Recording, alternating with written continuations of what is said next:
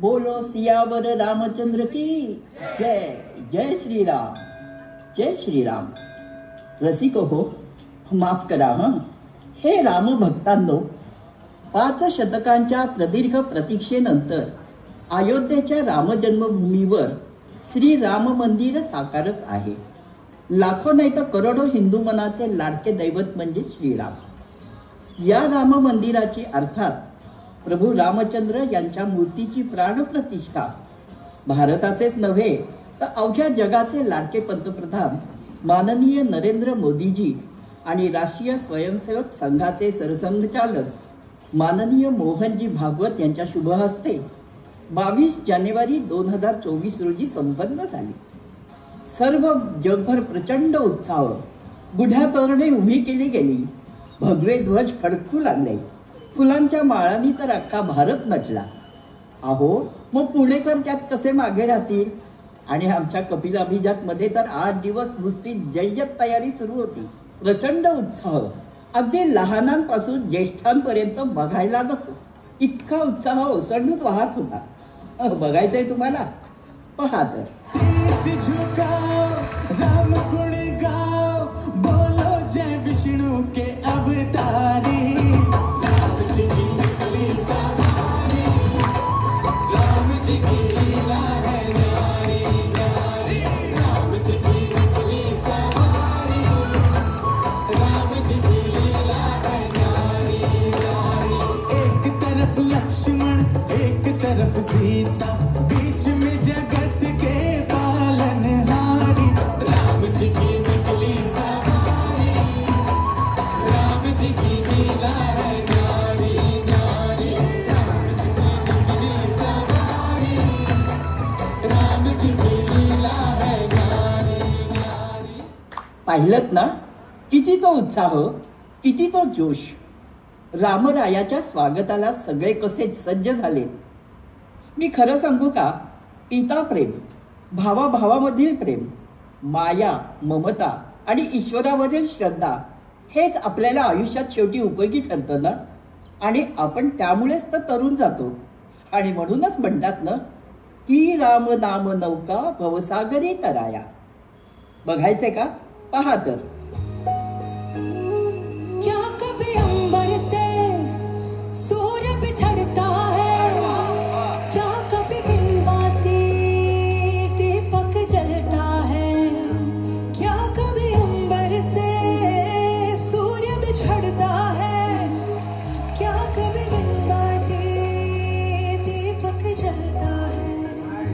कैसी है ये अनहोनी, हर आँख हुई नम, छोड़ गया जो तू, कैसे जिएंगे हम.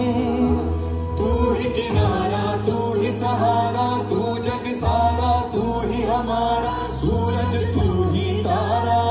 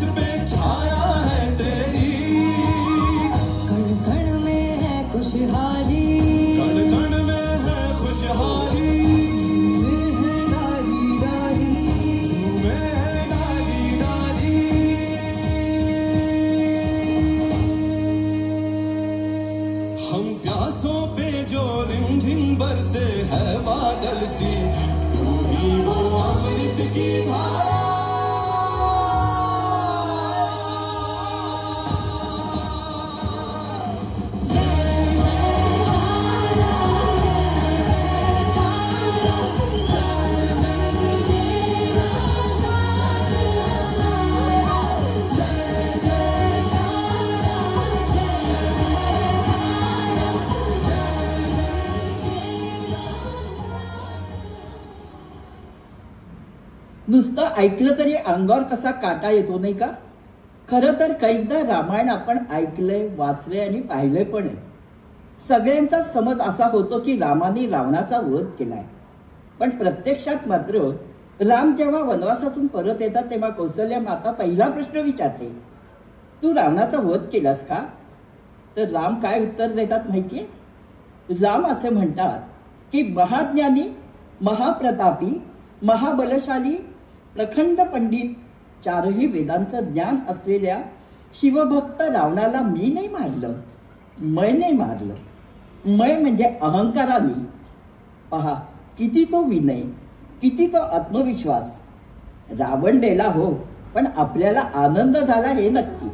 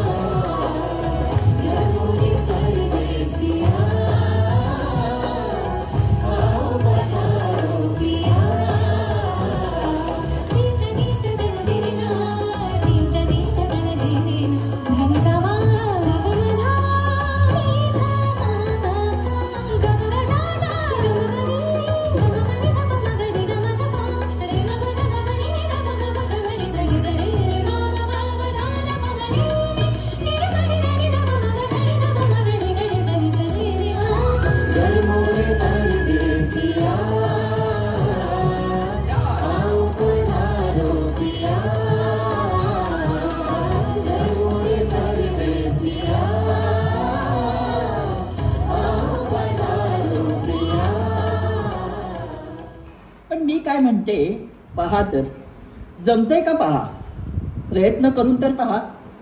एका क्षणासाठी स्वार्थाला दूर ठेवा, एका क्षणासाठी निष्काम व्हा आणि एका क्षणासाठी राजा दशरथासाठी राम व्हा. खरंच सर्वत्र राम आहेच. अगदी दैनंदिन जीवनात रामाचं नाव सहज घेता येतं ना. पण हेच रामनाम मंथरेच्या तोंडी कधीच आलं नाही आणि म्हणून तर हे रामायण घडलं. एका मंथरेचं सोडा हो, पण खरा जल्लोष बघायचा आहे तर हा जल्लोष.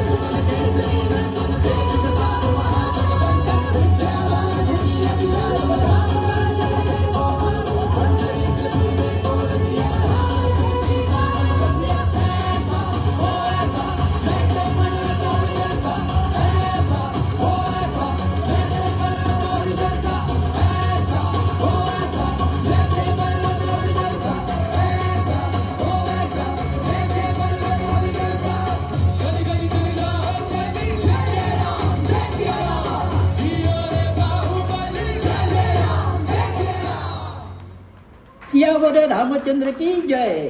जय जय श्रीराम, जय जय श्रीराम. आयुष्यात योगदान हे सगळ्यात महत्वाचं. कर्म पण आहेच. हनुमंतांनी आपल्या हृदयात जे स्थान राम, लक्ष्मण आणि सीतामाईचं दाखवलं, ही नुसती श्रद्धा नव्हती, योगदानच होतं. अर्थात त्याला ईश्वराची साथही होतीच. आणि अशा या रामरायाला आमचा शतशः प्रणाम. 14 बरस का वनवास पाया, माता पिता का वचन निभाया, माता पिता का वचन निभाया.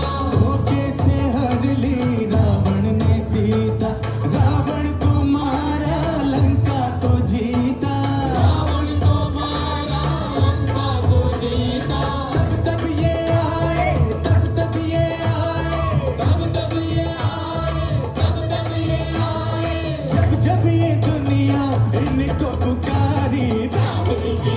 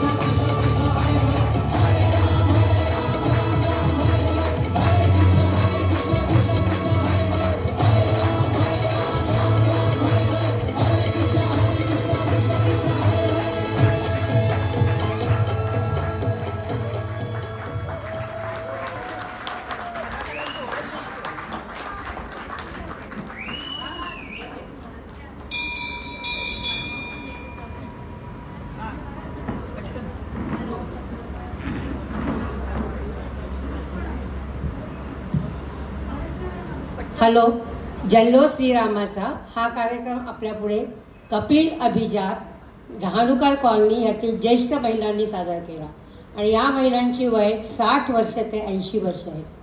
आणि मी तुम्हाला यातील सहभागी कलाकारांची ओळख करून देते.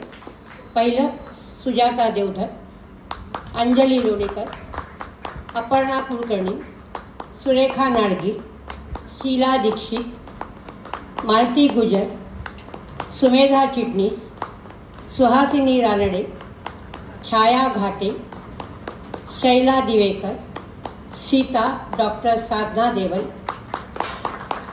निरूपणकार संजीवनी तोरो,